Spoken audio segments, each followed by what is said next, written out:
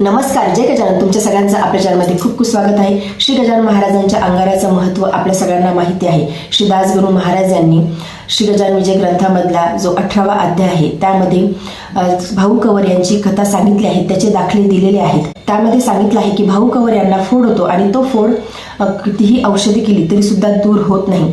त्यामुळे श्री गजानन महाराज हे स्वतः ब्राह्मणाच्या वेशामध्ये जातात आणि भाऊ कंवर यांना लावण्यासाठी अंगारा देतात आणि तो अंगारा लावल्याच्या नंतर तो फोड फुटतो आणि त्यातून पू निघून जातो आणि तो फोड जो आहे तो पूर्ववत होतो.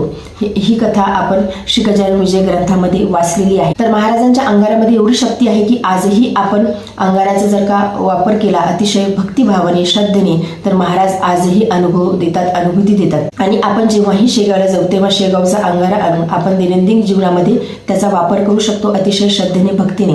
तर आजचा जो व्हिडिओ आहे तो अंगाराविषयीचाच आहे. अंगाराचा जो अनुभव आहे त्याबद्दलच आहे आणि तो जो अनुभव आहे मी तुम्हाला ॲज इट इज जसाचा तसा वाचून दाखवत आहे की महाराजांच्या अंगाराचं महत्त्व किती आहे हे अधिक चांगल्या पद्धतीने तुम्हाला समजायला मदत होईल. जेव्हाही कुणाबद्दलचे अनुभव ऐकतो किंवा वाचतो तर आपली श्रद्धा अजून जास्त द्विगुणित व्हायला मदत होते. त्यामुळे व्हिडिओ शेवटपर्यंत नक्की बघा. मी तुम्हाला अनुभव जसाच्या तसा वाचून दाखवत आहे. श्री गजानन महाराज की जय. महाराजांचा अंगारा.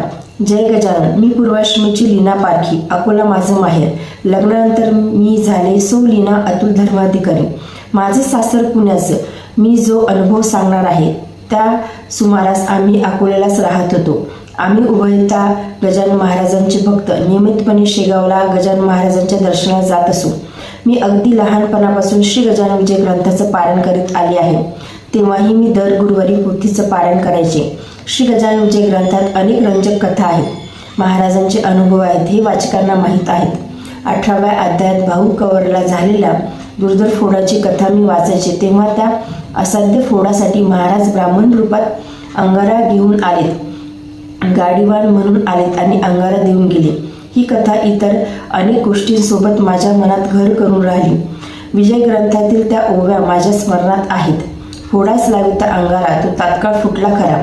येऊ लागला भराभरा पू त्या श्रोते फोडातून. पू गेला निघून पार. पहा किती आहे जोर समर्थांच्या अंगाराचा. पुढे व्याधी बरी होऊन भाऊ पूर्व चांगला झाला. ही गोष्ट सुप्त मनात घर करून राहिली. त्यामुळे पुढे मी जेव्हा जेव्हा शेगावला दर्शनाला गेले तेव्हा तिथून अंगारा आणायचा आणि तो देवघरात निष्ठेने जतन करून ठेवायचा. हा नियमच झाला.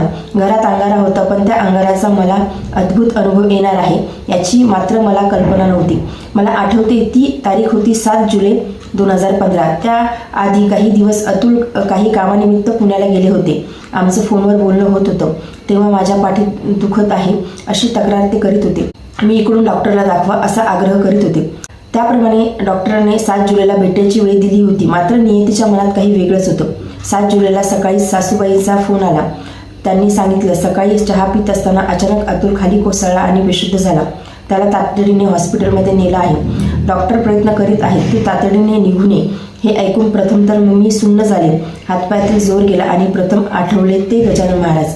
महाराजांचं स्मरण करून मी देवघराकडे निघाले. देवघरात गजानन महाराजांची संगमरवरी मूर्ती आहे. त्या मूर्तीच्या पायाला हात लावून मी बोलले, महाराज यांना सुखरूप घरी आणा. मी यांना घेऊन शेगावला पायी वाऱ्या करेन. असं बोलून देवघरातील अंगाराची डब्बी उचलली आणि मोठ्या मुलाला सोबत घेऊन बस स्टँडकडच्या दिशेने आमचा प्रवास सुरू झाला. मिळेल त्या गाडीने पुण्याला पोहोचायचं होतं. समोरच अकोला औरंगाबाद अशी बस उभी होती. औरंगाबादहून पुण्याला भरपूर बसेस असतात या माहितीवर विश्वास ठेवून आम्ही बसमध्ये प्रवेश केला. बस बदलून पुण्याला पोहोचेपर्यंत रात्री 12 वाजले होते. संपूर्ण प्रवासात जीवाची घालमेल होत होती. मन आकृतीतून सांगत होतं काहीतरी अघटित घडले आहे. माझी थोरली जाऊ व तिचे बंधू आम्हाला घ्यायला एसटी स्टँडवर आले होते. मिस्टरांना घरीच तीव्र हृदयविकाराचा झटका आला होता. फॅमिली डॉक्टरांच्या सल्ल्यानुसार त्यांना डेक्कनच्या सह्याद्री हॉस्पिटलमध्ये ॲडमिट केलं होतं. हॉस्पिटलमध्ये पोहोचल्यावर लगेच यांनी पुन्हा एक तीव्र झटका आला आणि त्यांचे हृदय बंद झाले. डॉक्टर ईश्वर झवर नावाचे कार्डिओलॉजिस्ट दवाखान्यात होते. त्यांच्या कौशल्याने व शर्यतीच्या प्रयत्नाने 40 सेकंदानंतर हृदय पुन्हा सुरू झालं.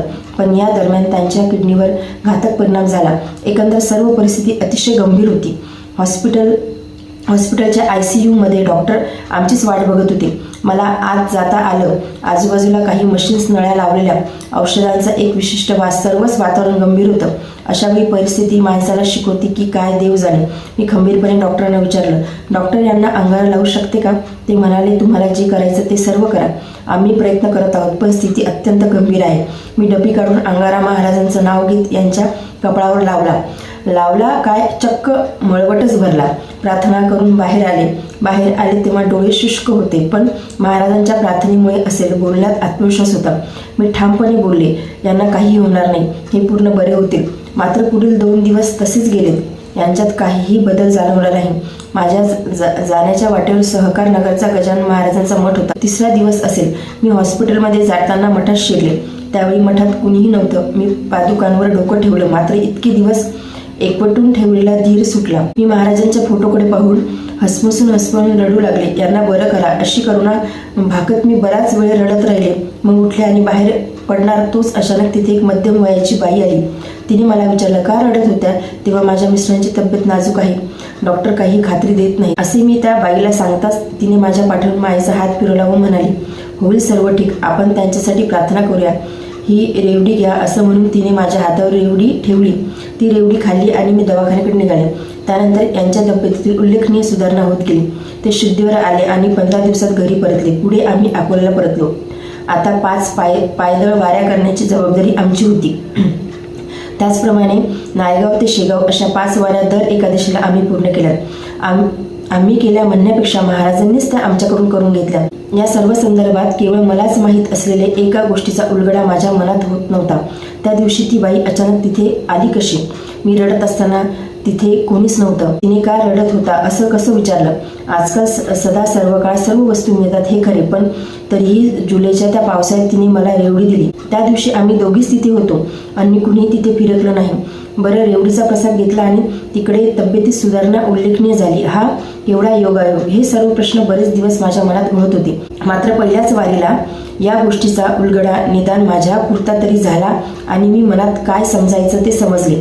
त्या दिवशी पायी चालत आम्ही दोघेही शेगावला पोहोचलो. महाराजांचं दर्शन झाले, डोळे भरून आले. दर्शन घेऊन वर श्रीरामाच्या समोर आलो आणि मी पाहिलं, रामासमोर एक तबकात फक्त रेवड्या ठेवलेल्या आहेत. त्यातील एक रेवडी उचलून मी जिभेवर ठेवली आणि भावना दाटून येऊन आतून शब्द उमटलेत, श्री गजानन जय गजानन, श्री गजानन जय गजानन.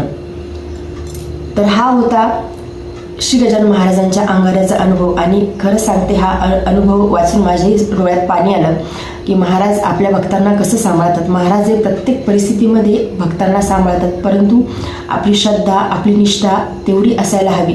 त्यामुळे आपण महाराजांची जेव्हा भक्ती करतो तेव्हा अतिशय श्रद्धेने, निष्ठेने भक्ती करा. महाराजांवरती किंचितसुद्धा संशय ठेवू नका. जीवनात गोष्टी ह्या घडतच राहणार आहेत.